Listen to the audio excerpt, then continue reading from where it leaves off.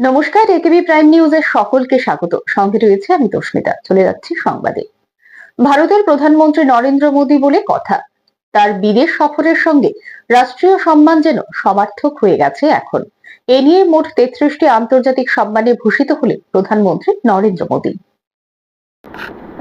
দীর্ঘ 12 বছরের কার্যকালে প্রধানমন্ত্রী নরেন্দ্র মোদী মোট 33টি আন্তর্জাতিক সম্মানে ভূষিত হলেন। প্রধানমন্ত্রীর বিদেশ সফরের সঙ্গে রাষ্ট্রীয় সম্মান যেন এক প্রকার সমার্থক হয়ে গেছে। বর্তমানে তিনি রয়েছেন স্লোভাকিয়া সফরে। প্রধানমন্ত্রীকে সেদেশে বরণ করে নেওয়া হয় রুটি ও লবণ দিয়ে। এবার নরেন্দ্র মোদীর হাতে তুলে দেওয়া হলো সেদেশের সর্বোচ্চ সম্মান, the order of the White Double Cross First class. গত 12 বছর ধরে তিনি রয়েছেন ভারতের প্রধানমন্ত্রীর কুর্সিতে। রাষ্ট্রপ্রধান হিসেবে একের পর এক বিভিন্ন দেশে সফর করেছেন। সেসব দেশে বিরাট সম্মান পেয়েছেন প্রধানমন্ত্রী নরেন্দ্র মোদী। একাধিক দেশের সর্বোচ্চ সম্মান তুলে দেওয়া হয়েছে তার হাতে। শুরুটা হয়েছিল 2016 সালে সৌদি আরবের সর্বোচ্চ নাগরিক সম্মান কিং আব্দুল আজিজ শাহর মাধ্যমে। তার 2 বছর পর grand collar of the state of Palestine সম্মান তুলে দেওয়া হয় প্রধানমন্ত্রীর হাতে। 2019 সালে সংযুক্ত আরব আমিরশাহীর সর্বোচ্চ নাগরিক সম্মান অর্ডার ফর জায়েদ প্রদান করা হয় ভারতের প্রধানমন্ত্রীকে। একই দিনে বাহরিনের King Hamad Order of the Renaissance সম্মান পান তিনি। রাশিয়ার সর্বোচ্চ নাগরিক সম্মান Order of Saint Andrew the Apostle, মার্কিন যুক্তরাষ্ট্রের লিজিয়ন অফ মেরিট থেকে শুরু করে ফ্রান্সের Grand Cross of the Legion of Honour, গায়ানার অর্ডার অফ এক্সিলেন্স সবই পেয়েছেন নরেন্দ্র মোদী। বিশ্বের প্রথম রাষ্ট্রপ্রধান হিসেবে ইথিওপিয়ার সর্বোচ্চ সম্মানে ভূষিত হন নরেন্দ্র মোদী। চলতি বছর এ নিয়ে তৃতীয় সম্মান পেলেন তিনি।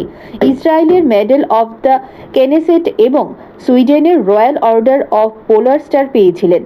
এবার তার মুকুটে যোগ হলো স্লোভাকিয়ার সর্বোচ্চ সম্মান।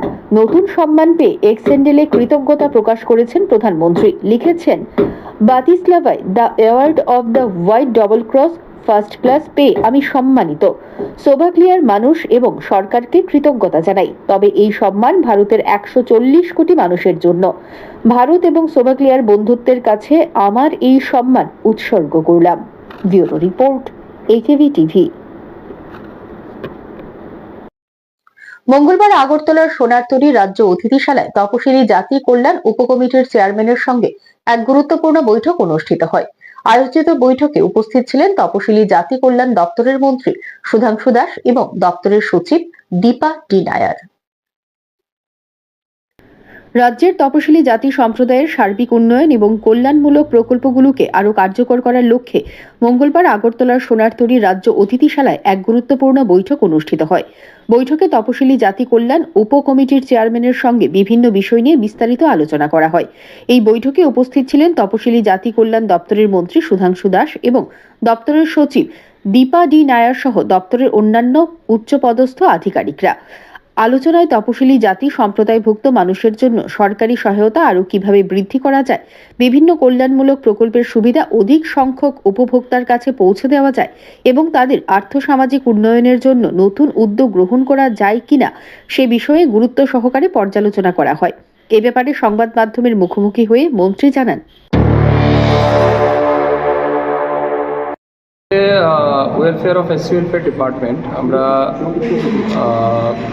ত্রিপুরা রাজ্যের যতগুলি সাব কমিটি রয়েছে আমাদের ব্লক ওয়াইজ বা সাব ডিভিশন ওয়াইজ যে সমস্ত এসসি সাব কমিটি আছে, সেই এসসি সাব কমিটির সমস্ত চেয়ারম্যান তাদেরকে নিয়ে আমরা একটা মিটিং করছি।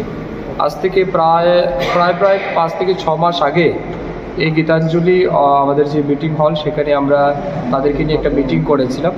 অনেকগুলি সিদ্ধান্ত সেখানে নেওয়া হয়েছিল, তাদের মতামত আমরা চেয়েছিলাম, তারা অনেক মতামত দিয়েছিলেন। সমস্ত কিছু আমরা নোট করে নিয়েছিলাম।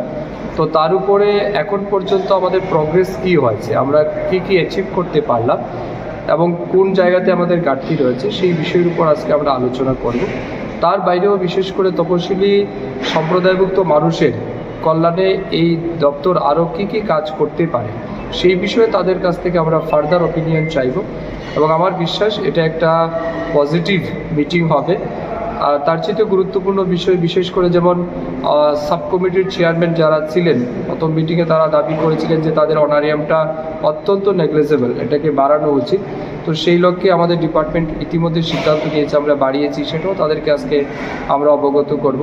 এর বাইরেও এসসি ওয়েলফেয়ার ডিপার্টমেন্টের বিভিন্ন স্কিম বা প্রজেক্ট যেগুলি চলছে, আমাদের অনগোয়িং যেগুলি আছে, সেই কাজগুলিকে আরও বেশি মানে স্পিড আপ করার জন্য, অ্যাক্সেলারেট করার জন্যে বা এগুলিকে দ্রুত গতিতে সম্পন্ন করার জন্য আমরা তাদেরকে আবেদন রাখবো, তাদের সহযোগিতা চাইব। তো সব মিলিয়ে একটা গুরুত্বপূর্ণ বৈঠক হতে যাচ্ছে।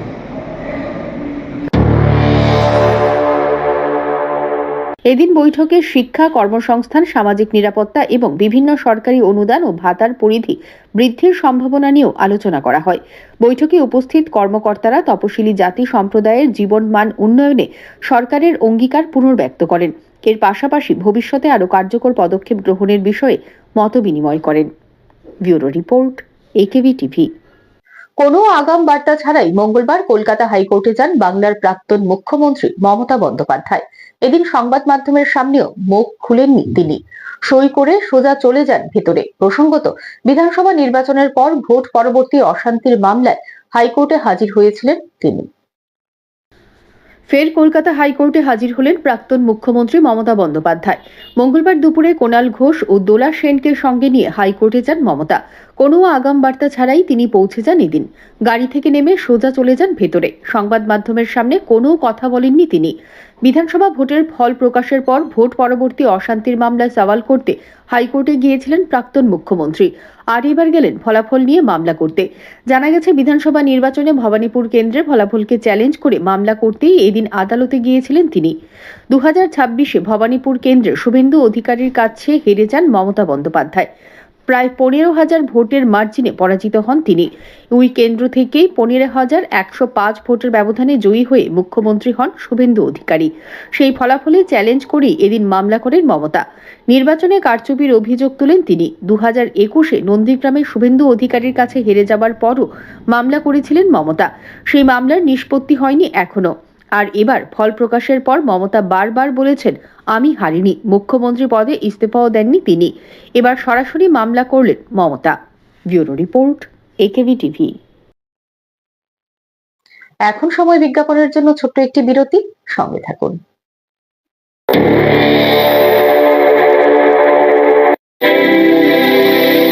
North East Institute of Nursing Science Tripura রাজ্যে বিশ্বমানের পরিকাঠামোর সাথে ডিজিটাল ক্লাসরুম, নিজস্ব হসপিটাল ও দক্ষ ফ্যাকাল্টির দ্বারা BSc nursing, GNM nursing, ANM nursing course পরিচালিত করছে। রয়েছে ভারত সরকার ও ত্রিপুরা সরকারের নার্সিং কাউন্সিলিং এর বিশেষ অনুমোদন। এছাড়াও ইন ক্যাম্পাস রয়েছে উন্নত মানের hostel facility, laboratory, library, indoor sports zone ও ওয়াইফাই এর সুবিধা। ছাত্রছাত্রীদের জন্য রয়েছে বাসের ফ্যাসিলিটি। তাই নার্সিং পড়তে এখন আর বহির্রাজ্যে নয়, নিজের রাজ্যে 100% প্লেসমেন্ট অ্যাসিস্ট্যান্সের সাথে নার্সিং পড়ার স্বপ্ন পূরণ করুন।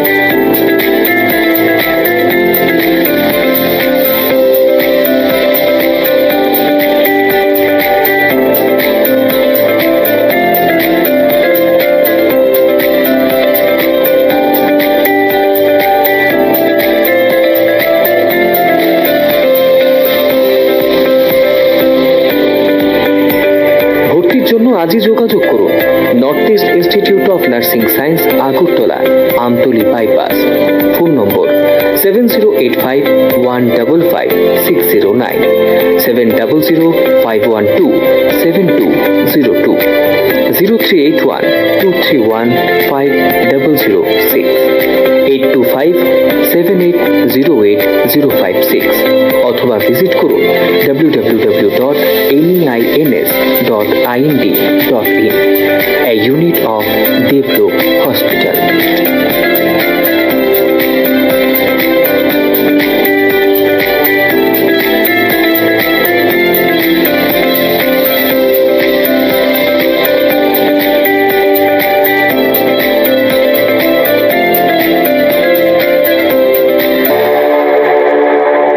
বিরতির পর স্বাগত সংবাদে।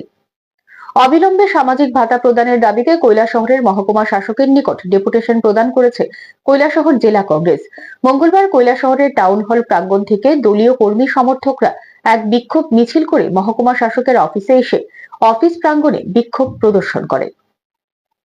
অবিলম্বে সামাজিক ভাতা প্রদানের দাবিতে কৈলাসহরের মহকুমা শাসকের নিকট মঙ্গলবার ডেপুটেশন প্রদান করে কৈলাসহর জেলা কংগ্রেস।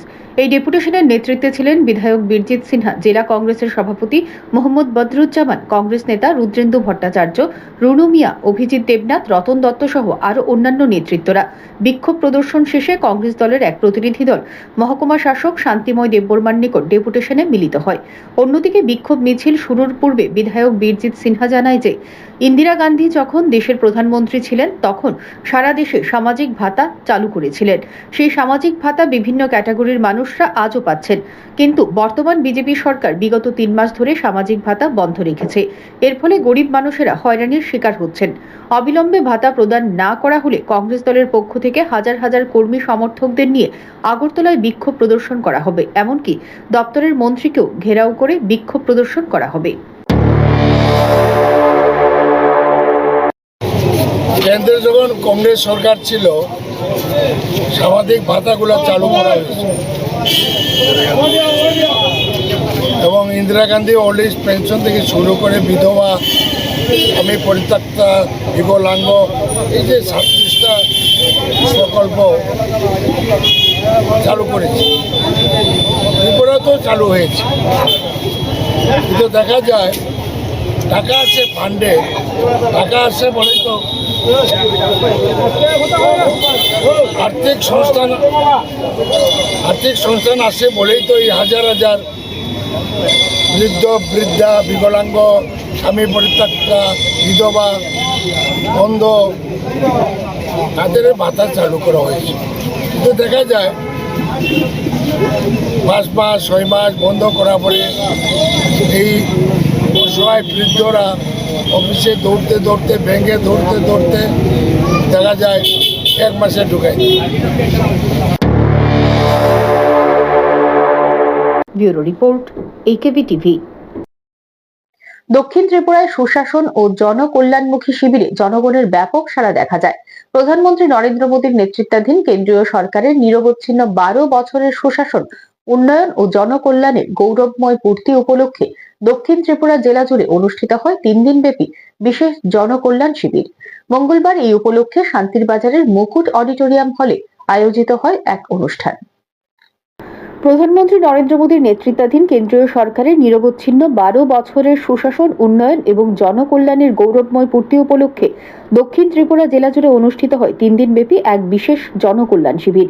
এই উপলক্ষে মঙ্গলবার শান্তির বাজারের মুকুট অডিটোরিয়াম হলে আয়োজিত হয় এক বর্ণাঢ্য অনুষ্ঠান, যা স্থানীয় জনগণের মধ্যে ব্যাপক উৎসাহ ও উদ্দীপনার সঞ্চার করে। এদিন এই অনুষ্ঠানের শুভ উদ্বোধন করেন দক্ষিণ ত্রিপুরা জেলার সভাধিপতি দীপক দত্ত। অনুষ্ঠানে উপস্থিত থেকে সভাপতি বিগত 12 বছরে দেশের আমূল পরিবর্তন ও জনকল্যাণমূলক প্রকল্পগুলোর সাফল্যের কথা তুলে ধরেন। অনুষ্ঠানে বিশেষ অতিথি হিসেবে উপস্থিত ছিলেন জেলা শাসক মোহাম্মদ সাজ্জাদ পি এবং শান্তির বাজারের মহকুমা শাসক তরুণ কান্তি সরকার। তারা নিজ নিজ বক্তব্যে সরকারি পরিষেবাকে সাধারণ মানুষের দোরগোড়ায় পৌঁছে দেওয়ার সংকল্প পুনর্ব্যক্ত করেন। শিবির প্রাঙ্গণে বিভিন্ন সরকারি দপ্তরের পক্ষ থেকে একাধিক স্টল খোলা হয়েছিল, যা সাধারণ মানুষের বিশেষ আকর্ষণের কেন্দ্রবিন্দুতে পরিণত হয়। বিশেষভাবে সক্ষম ব্যক্তিদের নাম নথিভুক্তকরণ ও তৎক্ষণাৎ সুবিধা প্রদানের ব্যবস্থা ছিল এই শিবিরের অন্যতম উল্লেখযোগ্য দিক। পাশাপাশি কৃষি দপ্তর, মহকুমা ডিজাস্টার ম্যানেজমেন্ট দল, ফরেস্ট, পুলিশ এবং মোটর ভেহিকলস বিভাগের পৃথক স্টল থেকে সরকারি প্রকল্পের খুঁটিনাটি ও সুবিধা সম্পর্কে জনসাধারণকে সরাসরি সচেতন করা হয়। মাতৃমঙ্গল যোজনা সহ নারী ও শিশু কল্যাণ দপ্তরের পরিষেবা গ্রহণ করতেও প্রচুর ভিড় লক্ষ্য করা যায়। সরকারি পরিষেবা মানুষের হাতের মুঠোয় পৌঁছে দেওয়ার এই অভিনব উদ্যোগ এলাকার মানুষের মুখে ছিল তৃপ্তির হাসি। প্রশাসনের উচ্চপদস্থ কর্মকর্তাদের সাথে সরাসরি কথা বলার সুযোগ পেয়ে উপভোক্তারা তাদের বিভিন্ন সমস্যার কথাও তুলে ধরেন। প্রশাসনিক এই তৎপরতা এবং প্রান্তিক মানুষের স্বার্থে নেওয়া এই জনকল্যাণমূলক উদ্যোগ দক্ষিণ ত্রিপুরাবাসীর কাছে এক মাইল ফলক হিসেবে চিহ্নিত হয়ে থাকবে। 3 দিনব্যাপী এই শিবিরের সফল সমাপ্তিতে প্রশাসনের তরফে সর্বস্তরের মানুষকে ধন্যবাদ জ্ঞাপন করা হয়। Bureau report.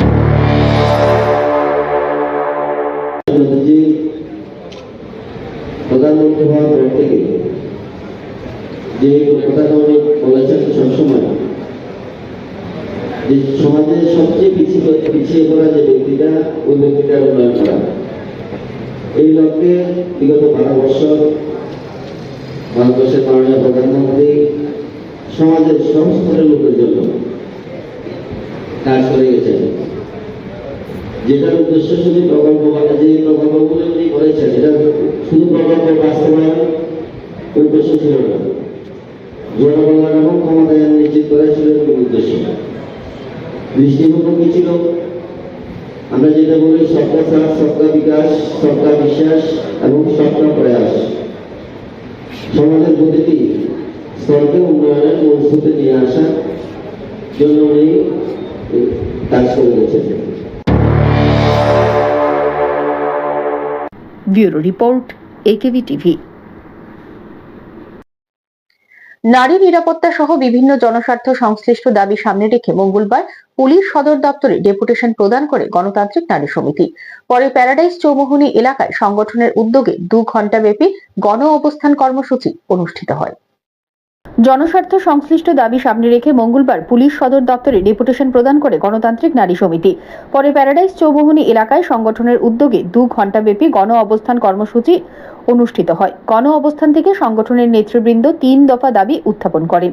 তাদের দাবিগুলোর মধ্যে রয়েছে পেট্রোল, ডিজেল, রান্নার গ্যাস সহ নিত্য প্রয়োজনীয় দ্রব্যের মূল্য বৃদ্ধি রোধ করা, অঙ্গনওয়াড়ি কেন্দ্র থেকে শিশু প্রত্যাহার এবং কর্মী সহায়িকাদের কর্মসংস্থানের সুযোগ সংকুচিত করার পদক্ষেপ বন্ধ করা। পাশাপাশি শান্তিনিকেতন মেডিকেল কলেজের কর্মী মনীষা দাস হত্যাকাণ্ডে অভিযুক্তদের দ্রুত গ্রেপ্তার করে দৃষ্টান্তমূলক শাস্তির আওতায় আনার দাবিও জানানো হয়। কর্মসূচি শেষে সাংবাদিকদের মুখোমুখি হয়ে গণতান্ত্রিক নারী সমিতির নেতৃত্ব বলেন, শান্তিনিকেতন মেডিকেল কলেজে মনীষা দাস হত্যার ঘটনায় নিরপেক্ষ ও স্বচ্ছ তদন্ত নিশ্চিত করতে একজন সিটিং বিচারপতির তত্ত্বাবধান তদন্ত পরিচালনা করা উচিত। তারা অবিলম্বে ঘটনার পূর্ণাঙ্গ তদন্ত এবং দোষীদের বিরুদ্ধে কঠোর ব্যবস্থা গ্রহণের দাবি জানান। সংগঠনের পক্ষ থেকে সতর্ক করা হয়, দাবিগুলো দ্রুত পূরণ না হলে আগামী দিনে আরো বৃহত্তর আন্দোলন গড়ে তোলা হবে। বলতে চাই, মনীষা দাসের যে অস্বাভাবিক রহস্যজনক মৃত্যু, সেই মৃত্যুকে কেন্দ্র করে রাজ্য সরকার ডিএমকে কেন্দ্র করে একটি টিম তৈরি করেছে। ডিএম তো এই কাজের সাথে কি করবে? আমাদের ডিমান্ড হলো যিনি একদম স্ট্যান্ডিং যিনি জাজ আছেন সেই জাজকে দিয়ে একটা টিম করে নিরপেক্ষ, সেখানে ইম্পার্শিয়াল যে তদন্ত, সেই তদন্ত সেখানে করা হোক।